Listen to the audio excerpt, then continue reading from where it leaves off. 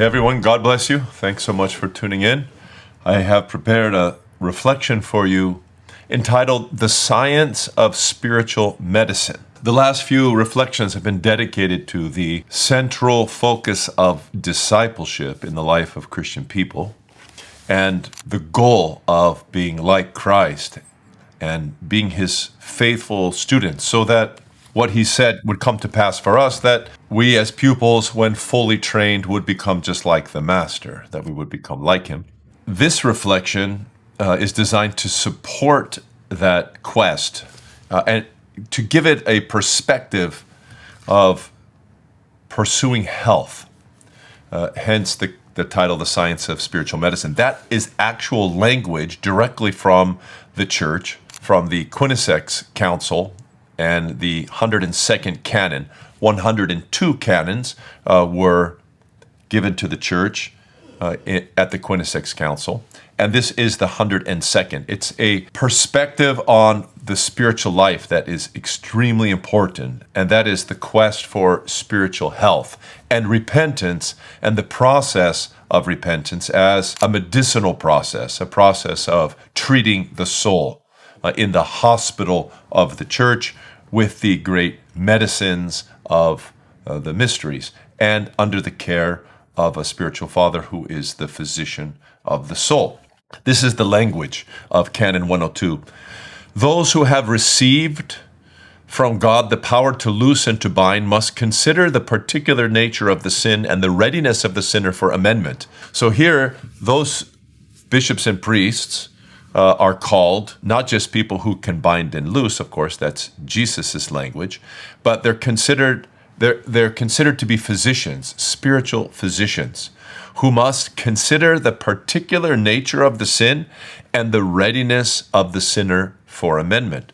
You know, in order to help someone pastorally and in the mystery of confession to heal a soul, the nature of the sin has to be diagnosed. Exactly what kind of sin is it? And in what stage is it manifesting? Just imagine sin as a disease, right? You have diseases that are barely manifesting, diseases that are greatly manifesting, diseases that are not going to be healed at all, that are terminal. It's the same with the cure of the soul, meaning that sins appear in different ways. They can be in a nascent form, like in thought. They could have spread to some tentative expression in words or movements, or they could have a full-blown dominion over a person, leading that person to, in soul and body, fully engage in a terrible sin. So sins have to be evaluated. Is it a sin of the body primarily or of the soul?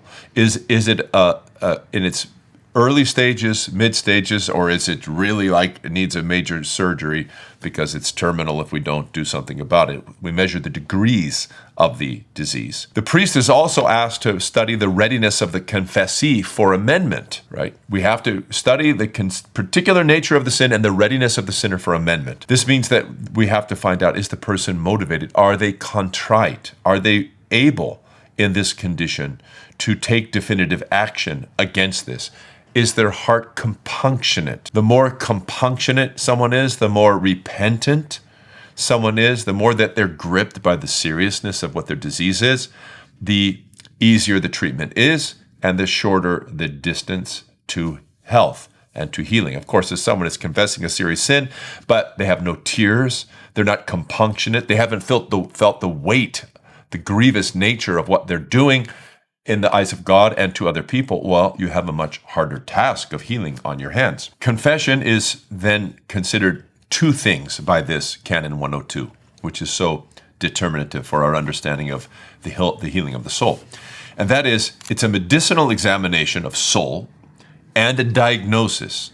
So the priest has to examine through questions and through listening carefully, and he has to diagnose. And then he has to apply a suitable remedy for the illness, lest, quote, exceeding the mark in one or the other sense, he failed to obtain the salvation of the one afflicted. The priest has to be very careful because he can leave the person sick if he makes a bad diagnosis or doesn't guide the person to a correct path of healing, doesn't give the proper medicines. That would be sad to make either improperly diagnose it as less serious than it is or more serious than it is. There are temptations on both sides. The illness of sin is not simple in nature. It's diverse and complex. The spiritual physician grows in knowledge and experience over time. This is for sure. Priests and bishops who are spiritual fathers, who are actively confessing people, must constantly, like any good doctor of the body, be growing, reading the latest research, so to speak. Right? That means studying the fathers and developing your knowledge of how sin works and what's connected to it and what precedes it and what can be produced by it and what are the signs of healing. All of those things are matters of competence, of studying. The illness of sin is not simple in nature. It's diverse and complex, and the spiritual physicians must grow in knowledge and experience until this sin is, quote, stayed by the power of the one treating it. This is the language of the Canon. It's the goal, is that the physician be competent and that the patient receive the medicine, take it, and stay the sin and bring healing. Notice that the priest is called a healer in this canon. And he must, quote, examine the disposition of the one who has sinned. This means that besides studying the sin itself, he has to see what is the disposition of the person repenting. What is our dispositions when we come? Are we really wanting to be well? Remember when Jesus asked the man, do you really want to get well, even though for years he had been sitting by the pool? It's one thing to be there physically. It's another thing to really want to get better. This is the case also for confession. We could go to confession for any number of reasons. We could go for the best reason, which is to draw near to God and to offer a sincere repentance and to be restored to intimacy with Him and to the sacraments. Or we could go simply because we want to consider ourselves to be righteous, and that's what righteous people do. They go to confession. We may not have any compunction or tears or resolve to change our ways. That is a most unfortunate way to approach the sacrament. And so the healer has to examine the disposition of the one who has sinned. Is he inclined to health or habitually attached to the sin? Because that will determine the disposition of the healer and the prescription for health. Is the penitent resisting the medicine or cooperating with the medicine? And notice here, confession is considered medicine. Some patients take the medicine well and some don't. Some, they fill the prescription that the doctor gives. They go to the pharmacy, they get the medicine, but they don't actually open it and take the pills faithfully. There's a parallel spiritually. We must, it says, according to this canon, measure mercy carefully. Quote, for the entire concern of God and of the one entrusted with pastoral authority. Notice that it is assuming that any competent pastor has the heart of God about this, that the concern of God and the concern of the priest are one and the same. We priests have to make sure we manifested the great zeal and love for the sick that the Lord has, every penitent. For the entire concern of God and of the one entrusted with pastoral authority is to bring back the lost sheep and heal the serpent's bite, right? Avoiding the two temptations of despair on the one side or carelessness on the other. The person who's despairing needs a word of encouragement, assurance of love and the mercy of God. The person who's despairing over here needs a hard word, needs to be shaken from his stupor. From all angles, you see that the practice of confession, the role of the confessor, and the nature of the holy canons themselves are therapeutic, medicinal. And the goal, to wisely guide the man who is called to heavenly splendor. That's the goal of healing in the church. And that is to fully escort the man, heal him so that he can enter into heavenly splendor, because that is the will of God for every person, that they enjoy the eternal glory that he is and exists in with him and with all of the saints. This is the working out, by the way, of the parable of the Good Samaritan, dear ones. We're wounded. We've been beat up and left half dead by the demons and by our own weaknesses in the flesh. We have been cared for by the Good Samaritan who has come and attended to our wounds, pouring in oil and wine and the mysteries of the sacraments, healing our souls. He's put us on his own donkey. He's carried us by his own incarnation. He's been taking us to the inn, which is the church.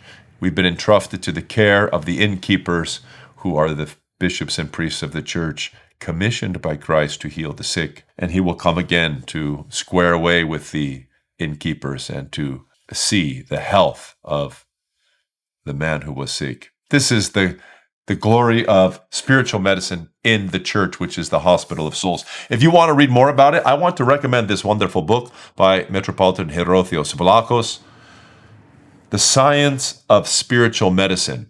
It was published in 2010 for the first time in the English language. It's an incredible book, both for priests who are confessors and also for those who are confessing. It also has a dedication to the great elder, I think he fell asleep in 1989, Elder Epiphanios Theodoropoulos of Athens, who himself was a famed physician of souls many years in his ministry in downtown Athens. May Elder Epiphanios' prayers be with us, and may God bless you.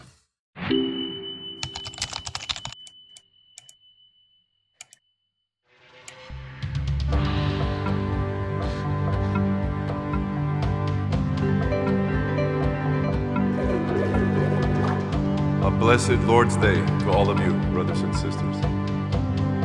For November 17th, on which we commemorate Saint Gregory of Tours.